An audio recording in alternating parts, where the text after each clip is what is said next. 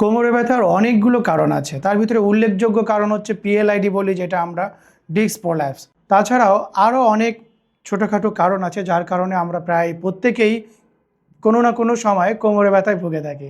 যেমন আমরা যারা অফিস বা ডেস্ক জব করি তাদের ক্ষেত্রে দেখা যায় সাধারণত আমরা যখন চেয়ারে বসি তখন সামনে এভাবে ঝুঁকে আমরা কম্পিউটারে কাজ করি বা লেখার কাজ করি। সেক্ষেত্রে যেটা হয়, আমাদের এই যে সামনে ঝুঁকার কারণে আমাদের পেছনের মাংসপেশিগুলো দুর্বল হয়ে যায় এবং তাদের সাধারণ যে ক্ষমতা হারিয়ে ফেলে।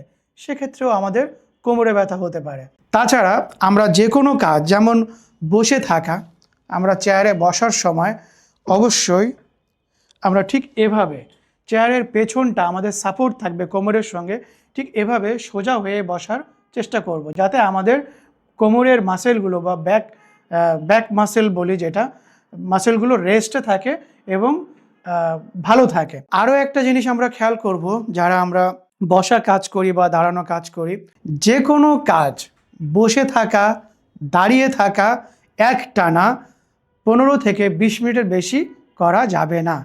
এইটা খেয়াল রাখতে হবে। তাহলে আমরা কোমরে ব্যথা বলেন, পিঠে ব্যথা বলেন, এই ধরনের ব্যথাগুলো থেকে অন্তত আমরা মুক্তি পাবো বা ব্যথাগুলো হবে না।